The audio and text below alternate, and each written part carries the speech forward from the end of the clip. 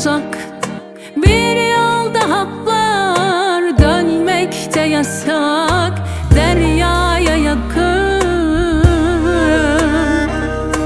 dünyadan uzak.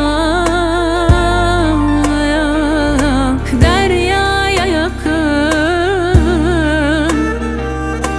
dünyadan uzak. Gel vazgeçelim hiç zorlamadan.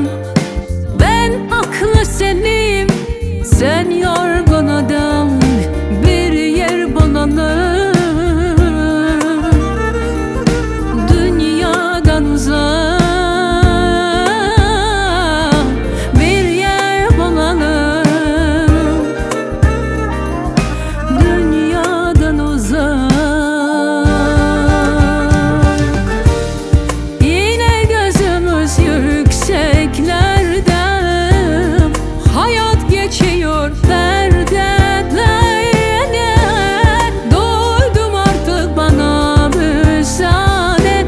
Bir yer bulalım, dünyadan uzak.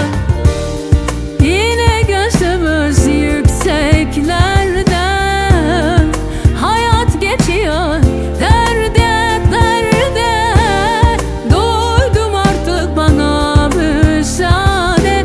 Bir yer bulalım, dünyadan uzak.